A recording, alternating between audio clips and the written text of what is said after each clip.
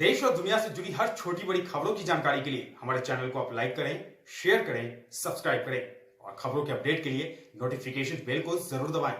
Highlight the 8 sectors about which we are going to talk, where reforms are being brought in: coal, minerals, defense production. I read out separately the next three, although they together contribute for flying, airports, and also aerospace related matters. Airspace management, airports, MRO, which is maintenance, repair, and overhaul. So those three all go over to the civil aviation area. Distribution companies in the union territories, power distribution companies in the union territories. Space sector where ISRO and others have been flag bearers for India. Atomic energy. So 8 sectors, but I will be showing you about 10 to 12 slides, all of them explaining each one of these sectors in detail. नमस्कार। आत्मनिर्भर भारत की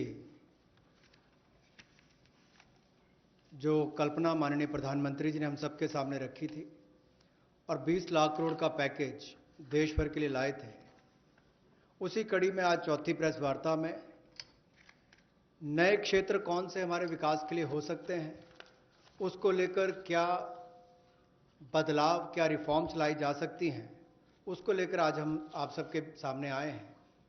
क्योंकि माननीय प्रधानमंत्री जी ने कई बार पहले भी कहा है, रिफॉर्म, परफॉर्म, ट्रांसफॉर्म, और उसी दिशा में सबसे पहला कदम है रिफॉर्म्स लाने का। पिछले कुछ दिनों में एमएसएमई सेक्टर हो या एग्रीकल्चर सेक्टर हो, इनकी परिभाषाएं चाहे एमएसएमई की हो, ये एसेंशियल कमोडिटीज एक्ट की हो, एपीएमसी एक्ट की बात हो, इनको बदलने से ही इतनी पॉजिटिव बातचीत पूरे देश भर में हो रही है। एक सकारात्मक सोच इन दोनों वर्गों में देश भर के करोड़ों लोगों के बीच में चल रही है। एक नया क्षेत्र या बाकी नए क्षेत्र, जिनकी माननीय वित्त मंत्री जी ने भी बात कही कि 8 नए क्षेत्रों को लेकर आप सबके सामने आए हैं। ये भी कहा कि आत्मनिर्भर भारत को कड़ी प्रतिस्पर्धा के लिए तैयार रहना होगा, हर चैलेंज के लिए, चुनौती के लिए तैयार रहना होगा, और जहां जहां नीतिगत बदलाव चाहिए वहां वहां नीतिगत बदलाव लाने के लिए भी हम लोग तैयार हैं। अब इंप्लीमेंटेशन की बात आती है, उसके लिए माने ही मोदी जी जाते हैं कि किस तरह से अच्छी इंप्लीमेंटेशन पिछले 6 वर्षों में करके दिखाई। चाहे वो जीएसटी की बात हो, इंसॉल्वेंसी बैंक्रप्सी कोड की बात हो, जनधन योजना की बात हो, यूपीआई जैसे प्लेटफॉर्म बनाने की बात हो, हर गांव में बिजली और हर घर को राशन देने तक की कोविड-19 की स्थिति में बात हो। तो इसलिए इस सेक्टर्स में भी तेजी कैसे आए, फास्ट ट्रैक इन्वेस्टमेंट की कैसे हो, उसके लिए एम्पावर्ड ग्रुप ऑफ सेक्रेटरीज का गठन किया गया है, जो निजी निवेश की मंजूरी के लिए गति देने का काम उसमें से करेंगे ताकि उसमें सहायता मिल सके और आकर्षित हम विदेशी निवेश को कर सकें। प्रत्येक मंत्रालय में प्रोजेक्ट डेवलपमेंट सेल बनेगा, जो ये तय करेगा कि किस क्षेत्र में निवेश आ सकता है, कौन निवेशक हो सकता है, इनसे बातचीत करेगा और राज्यों से और केंद्र से बात भी करेगा ताकि निवेश करने वाले को कहीं पर दिक्कत ना आए। एक तरह से हैंड होल्डिंग करने का काम यहां पर होगा। राज्यों की रैंकिंग भी होगी, उनकी कितनी अट्रैक्टिव पॉलिसीज है कि इन्वेस्टमेंट के लिए, यानी कि निवेश के लिए कितनी आकर्षित करने वाली उनकी योजनाएं हैं, उसके ऊपर डिपेंड करेगा उनकी रैंकिंग को। और नए चैंपियन सेक्टर्स को बढ़ावा देने के लिए, चाहे वो सोलर पीवी हो, इसकी मैन्युफैक्चरिंग की बात हो, या एडवांस सेल बैटरी मैन्युफैक्चरिंग की बात हो, इसके लिए भी जो भी इंसेंटिव देने होंगे वो भी हम लेकर आएंगे ताकि इन क्षेत्रों में भी बढ़ावा, ऐसे और कई क्षेत्रों में भी बढ़ावा मिल सके जो नए चैंपियन सेक्टर्स हैं। अब इंडस्ट्रियल इंफ्रास्ट्रक्चर की अगर बात करें, औद्योगिक बुनियादी ढांचे में उसके उन्नयन के लिए इस योजना को लाया गया है ताकि देश भर में जो लगभग 3,376 industrial park, industrial estate, SEZ, ये लगभग 5 लाख हेक्टेयर्स में फैले हुए हैं और इन सब की जानकारी आपको औद्योगिक सूचना प्रणाली यानी कि IIS पर मिलेगी, जिसकी जीआईएस मैपिंग की जाएगी ताकि निवेश करने वाले को कोई दिक्कत ना हो। जो उसको बाद में दिक्कत आती थी जमीन से जुड़े मुद्दों को लेकर, वो भी दूर होगी। जमीन की उपलब्धता भी 5 लाख हेक्टेयर के लगभग जो इंडस्ट्रियल हमारे स्टेट्स हैं या हमारे पार्क्स हैं उनमें भी जो होगी उसमें उनको लाभ मिलेगा। और इसीलिए इस योजना में बदलाव भी लाया गया है। इसको मिशन मोड पर, चैलेंज मोड पर किया जाएगा ताकि ज़्यादा से ज़्यादा निवेशकों को जमीन जल्द से जल्द उपलब्ध राज्यों में करवाई जा सके। और इसके लिए कनेक्टिविटी में भी सुधार होगा और कॉमन इंफ्रास्ट्रक्चर जो है उसमें भी अपग्रेड करने का काम किया जाएगा। 8 sectors that I want to speak about is coal.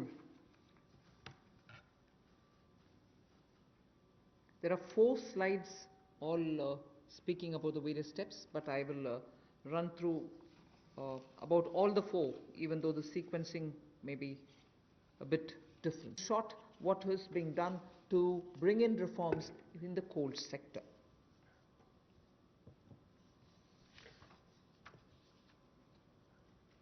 कोयला उत्पादन के क्षेत्र में आत्मनिर्भरता हमारी कैसे बने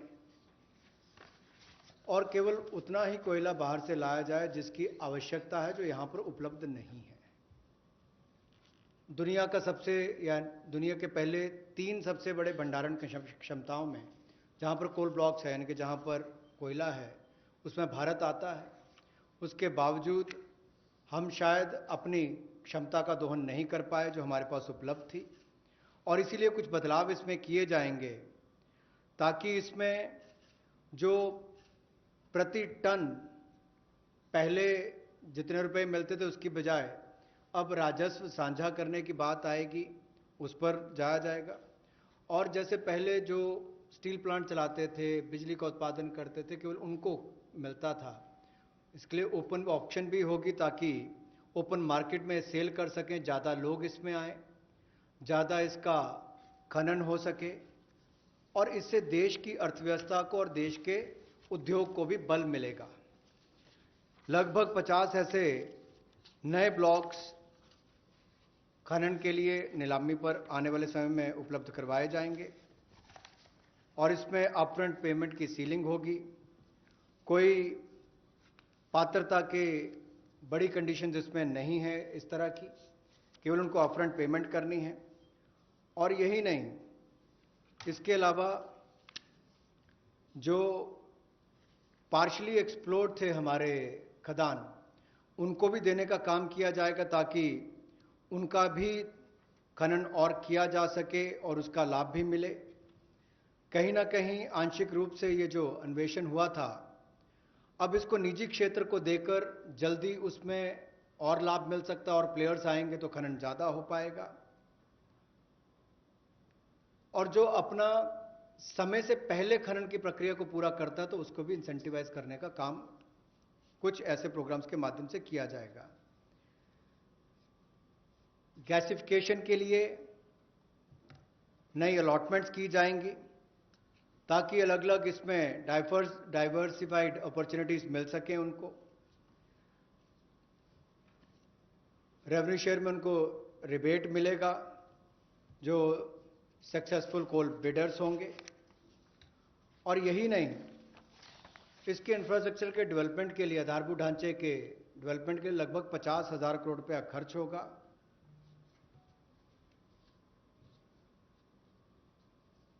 और ये जो कोल इंडिया लिमिटेड की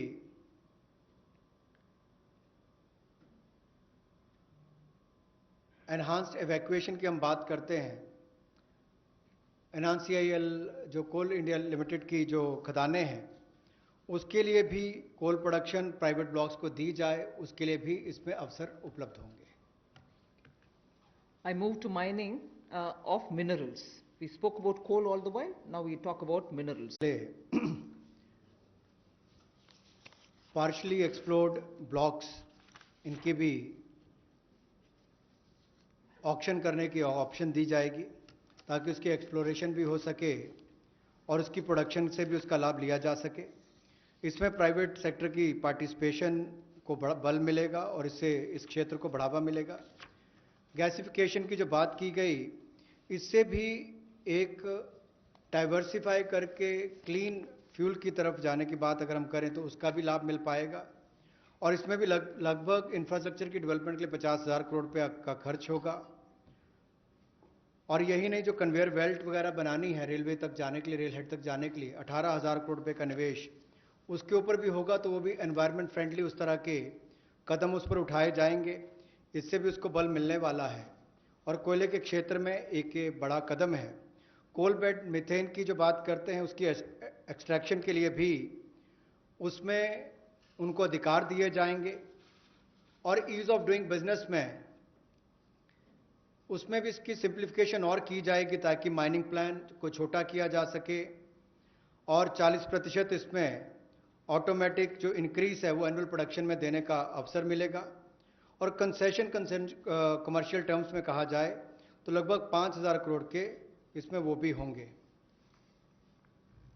यही नहीं, इसके अलावा जो मिनरल सेक्टर में, खनिज क्षेत्र में आपने जो संरचनात्मक सुधार लाने की बात कही है, उसमें भी seamless composite exploration cum mining production regime की हम बात करते हैं कि इसको लाएंगे। और 500 माइनिंग ब्लॉक्स ये उपलब्ध करवाए जाएंगे। और इसमें भी बॉक्साइट और कोल मिनरल ब्लॉक्स, इसकी ज्वाइंट ऑक्शन हो, नीलामी प्रक्रिया हो, इसको बल दिया जाएगा ताकि जो एल्युमिनियम इंडस्ट्री है इससे उसको लाभ मिलेगा। अपनी बिजली की जो लागत आती है उसको कम करने के लिए भी, और एल्युमिनियम मैन्युफैक्चरिंग भी यहाँ पर ज़्यादा हो, इससे उसको बल मिलने वाला है। इससे जो हमारे खनन में उसको भी वृद्धि मिलेगी और रोजगार सृजन भी होगा। और state of the art technology का भी इसमें उपयोग हो पाएगा।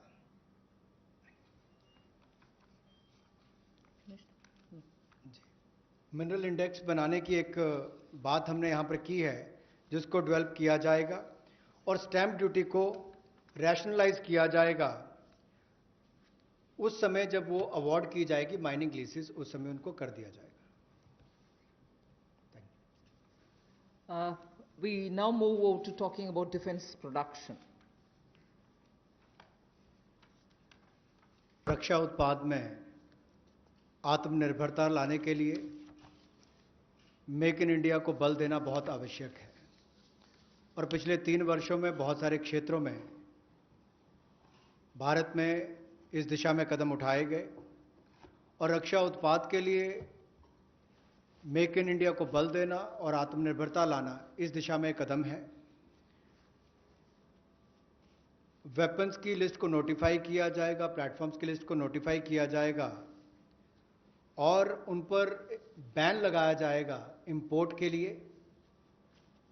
हर साल इसके लिए अलग अलग टाइमलाइंस आती जाएंगी ताकि वर्ष प्रति वर्ष भारत में हथियारों का उत्पादन यहीं पर हो और हम विदेशों पर कम निर्भर रहें, उस दिशा में एक कदम है।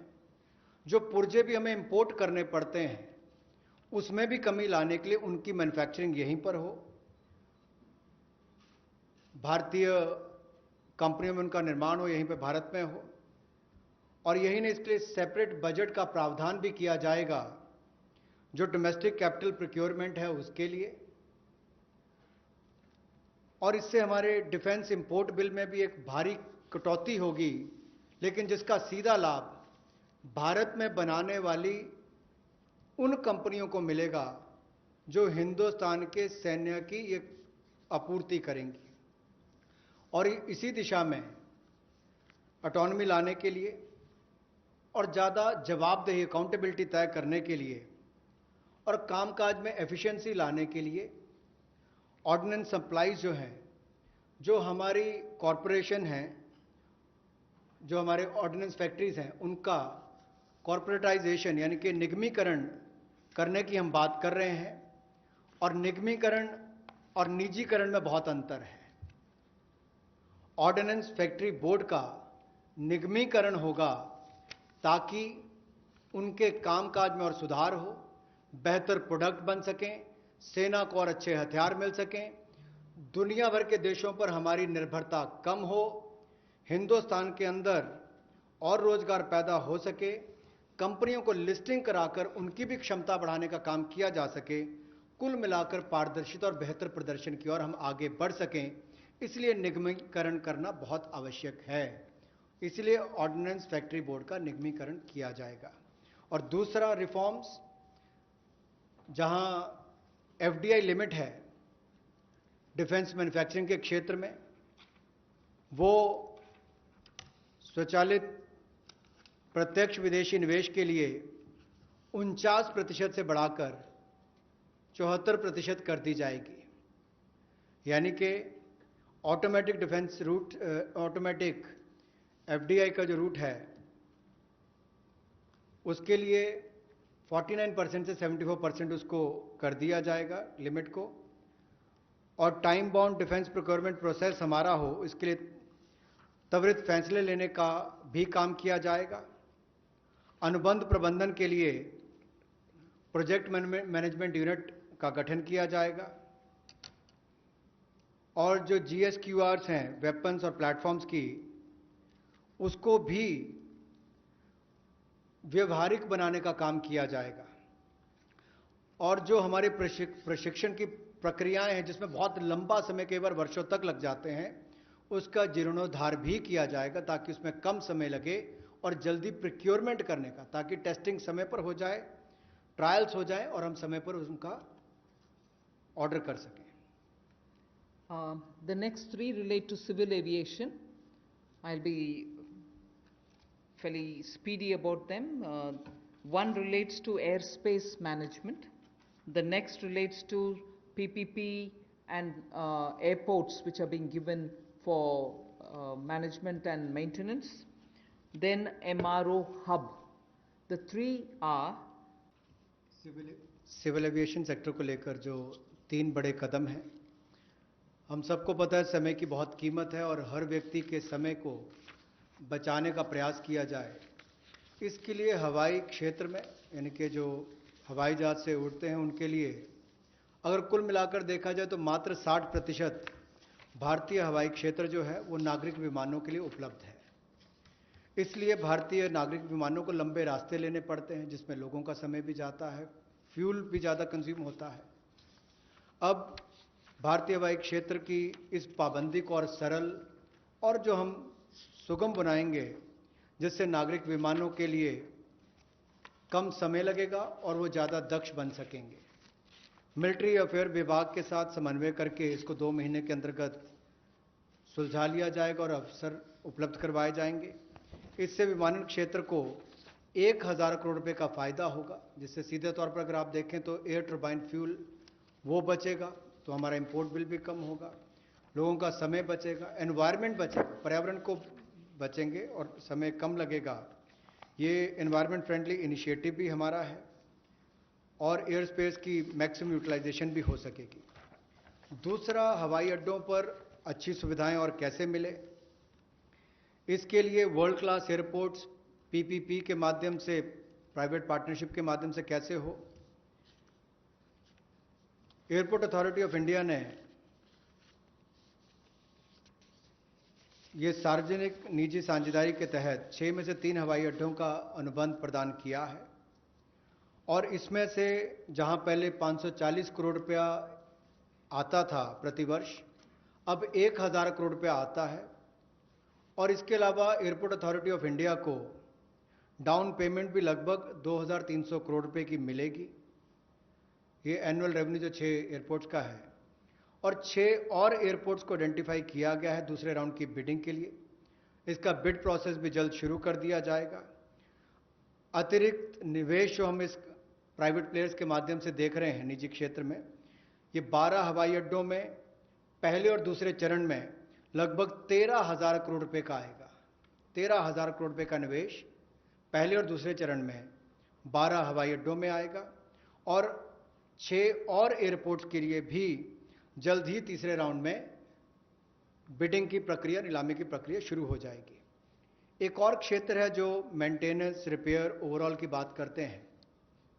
जैसे गाड़ियों की रिपेयर तो लोकली हो जाती है, लेकिन हवाई जहाज़ों का इंजन हो, बाकी स्पेयर्स हों, इसकी रिपेयर चाहे सिविल एविएशन के हों, नागरिक विमान हो या मिलिट्री के हों, उनमें से भी ज़्यादातर विदेश में जाकर रिपेयर होते थे।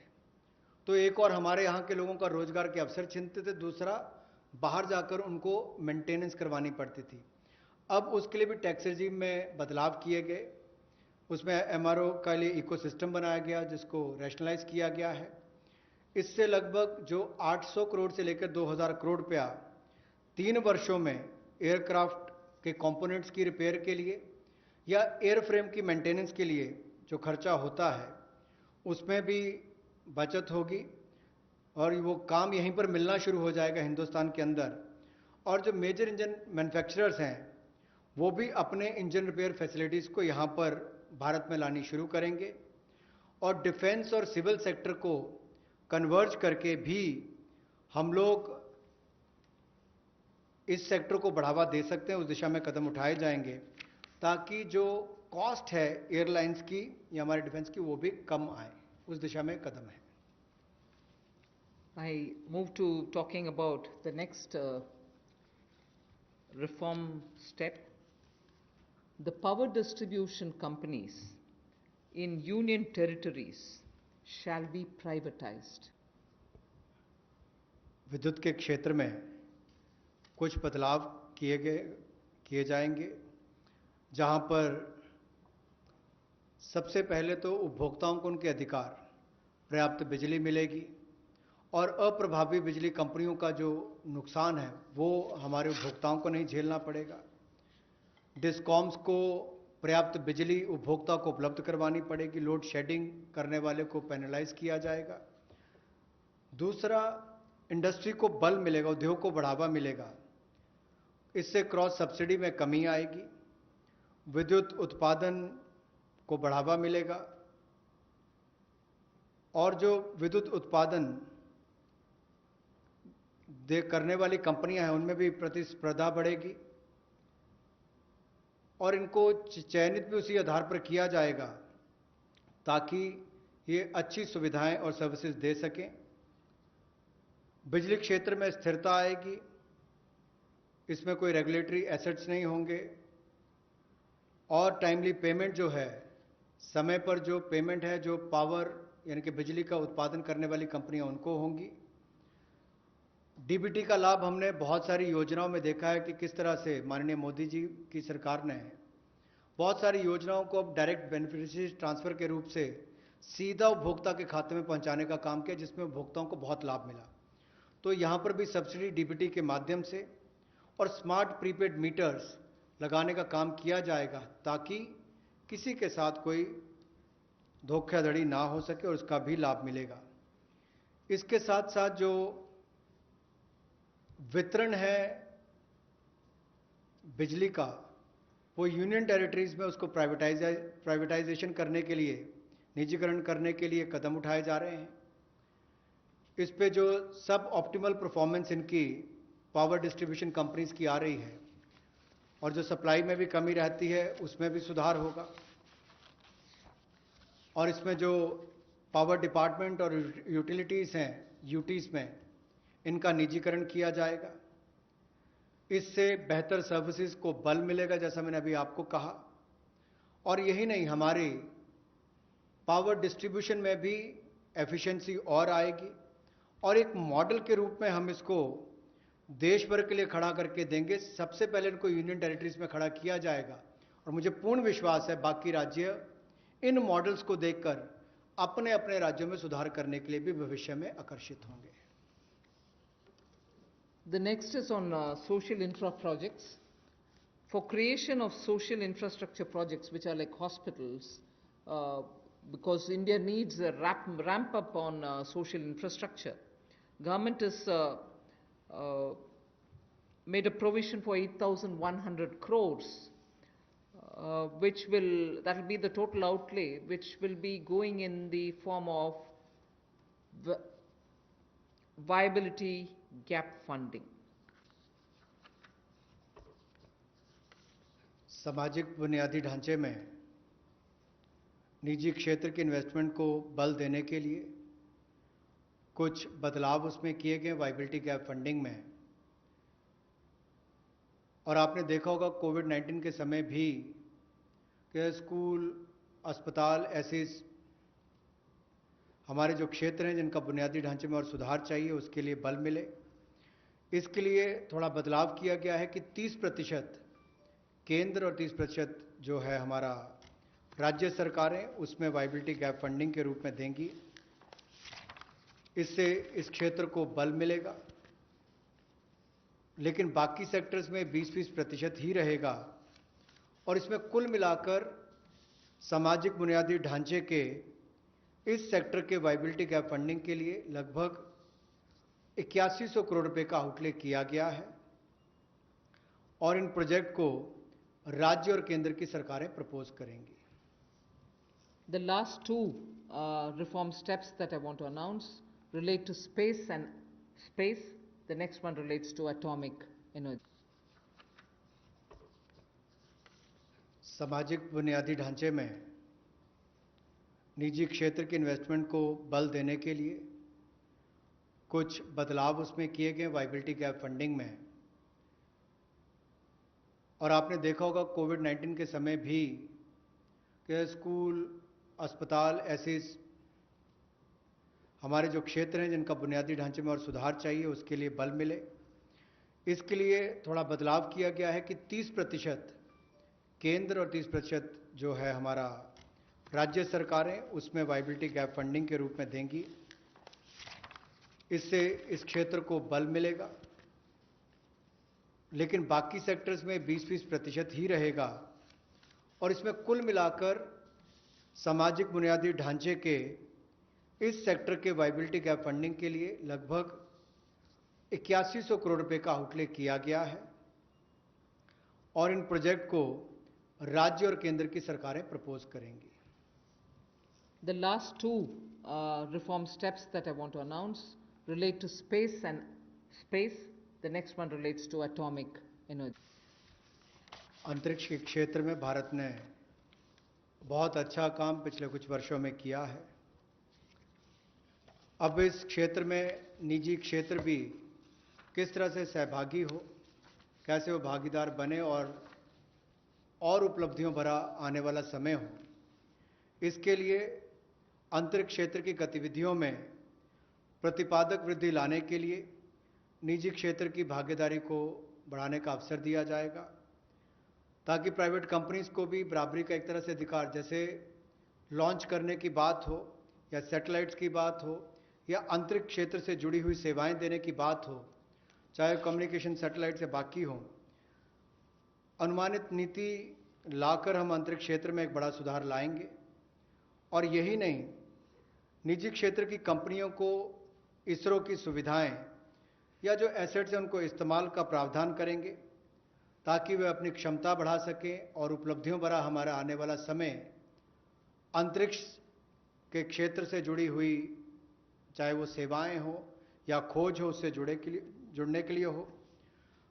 भविष्य में चाहे वो ग्रहों की खोज की बात हो या बाहरी अंतरिक्ष यात्रा जैसे प्रोजेक्ट्स हो, इनमें भी निजी क्षेत्र आगे बढ़कर आए, ऐसा हमारा प्रयास रहेगा। उदार जियोपॉलिटिकल डाटा पॉलिसी हम लेकर आएंगे रिमोट सेंसिंग डेटा के लिए, ताकि टेक्नोलॉजी एंटरप्रेन्योर्स, विशेष तौर पर स्टार्टअप्स जो इस पर काम करते हैं, उनको विदेशी कंपनियों पर निर्भर ना रहना पड़े, वो इस दिशा में बड़े कदम उठा सकें। इस दिशा में कदम उठाए जाएंगे और पॉलिसीज पर लाई जाएंगी। The last step for today under the set of reforms that we are announcing is related to atomic energy related reforms. There shall be a research reactor in PPP model which will be established only for the production of medical isotopes. Now, medical isotopes are जो cancer के क्षेत्र में भी भारत ने दुनिया भर में दवाइयां देने का काम हो, या कोविड-19 के समय भी दुनिया भर के देशों को यहाँ से फार्मा सेक्टर ने जो दवाइयां भेजी, उसमें और आगे हम क्या कर सकते हैं। मेडिकल आइसोटोप्स का उत्पादन करने के लिए पीपीपी मोड में रिसर्च रिएक्टर्स का स्थापना करेंगे और इससे मानवता की सेवा को और बल मिलेगा और भारत में जो कोविड-19 के समय हो या कैंसर की ट्रीटमेंट के लिए भी इससे पहले लगातार दुनिया भर के देशों को यहाँ से मेडिसिन देने का काम किया हो, उस दिशा में भी हम कदम आगे बढ़ा सकें। पीपीपी मोड में जहाँ फैसिलिटीज़ देने की बात है, वहीं पर पिछले कल हमने कहा था टॉप से total,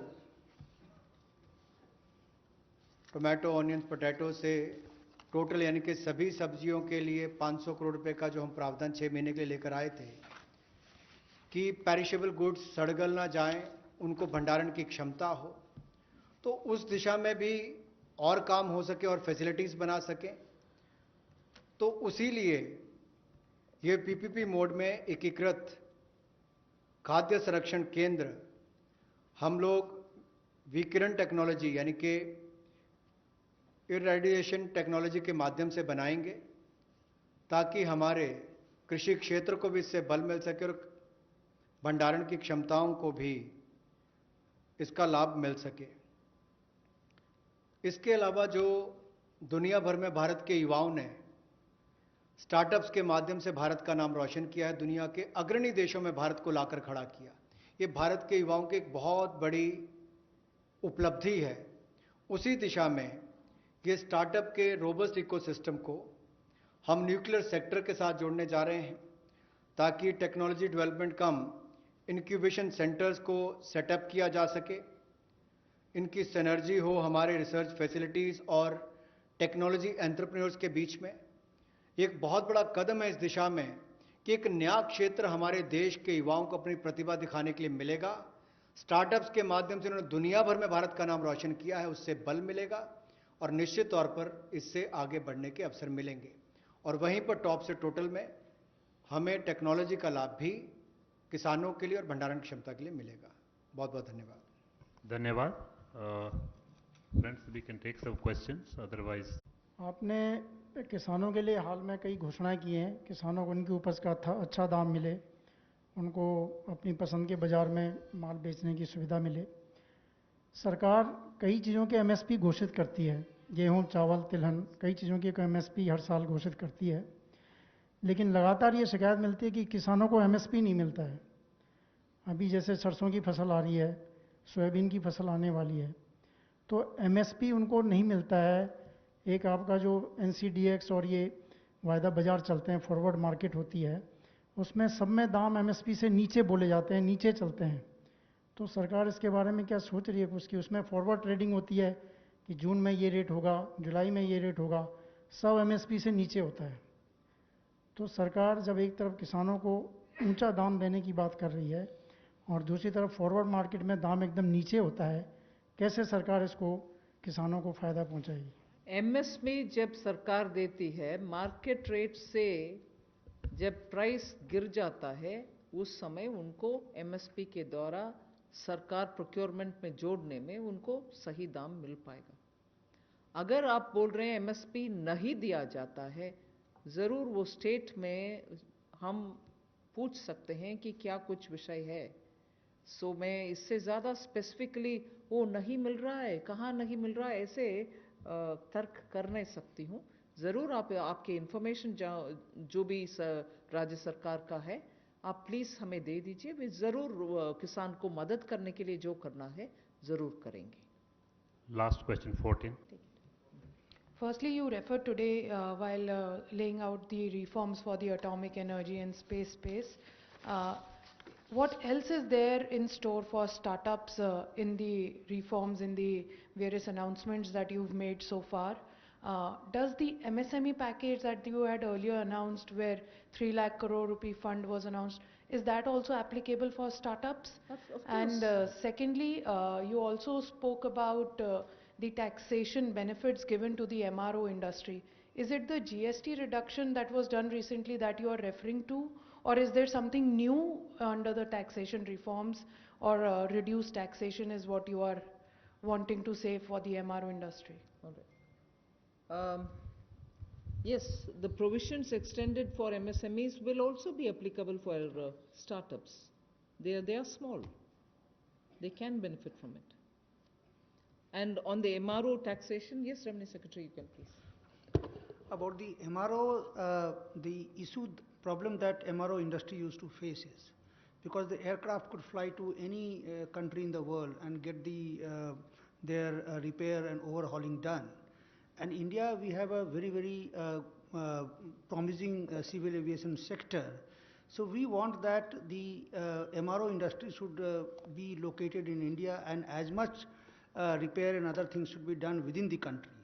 One problem that used to face is that is competitiveness in terms of GST.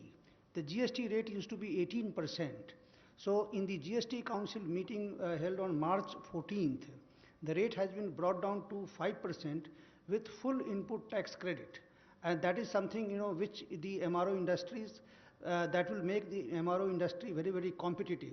There were also some other issue where some foreign airlines, if they had placed some maintenance work to some other country and they had set up their unit inside India, they were also facing certain difficulty. That also has been taken. Reforms in the mining sector, amendments, ma'am, will it be via ordinance? When are they going to conduct, when is the conduct of the first commercial coal mining auction likely? And ma'am, similarly on the defense side, on defense FDI, access to modern technology is a condition for defense FDI above 49%. Now that FDI cap is being increased, will the condition of access to modern technology done away with for FDI up to 74%? These two questions. And ma'am, one broad question also that's doing the rounds. People are asking that, what about the demand side measures to contain the COVID pandemic, ma'am, the after effects? Thank you, ma'am. Well, I would only say on coal-related issues, when is the auction going to happen? When are you going to bring the, legislative amendments? Are you going to do it by ordinance? We intend doing it at the earliest. I do not want to get into details of when, how, and so on. But the intent has been very clearly expressed here. Action will soon follow. That's about coal. And defense production, defense FDI-related issues, the ministry concerned will come up with the detailed answers. Not just answers, but also the notification stating how that is going to work out. We've given broadly the items on which reform steps are being announced today. That's a second. And you said demand-related COVID, by putting money in the hands of the people, by also creating environment through which investment and restoring the MSMEs to get back to doing business as soon as the lockdown either gives partly some kind of a protocol through which they can get back to business. We hope that people will get back to doing something and earn their living. So these are definitely also steps through which more money is in their hands. I know I'm talking again about refunds, which is their money, people's money, but that is also being pushed out so soon instead of spreading it over the next couple of months so that people can have money in their hands again. Those taxation amounts which they have to pay, we are saying, all right, don't pay now, you pay later. That's money in their hands. So I can go on a bit like this. I'm not really indicating or saying I've done everything possible. We are trying to help people so that they can have money in their hands now, and that is definitely going to help in boosting demand.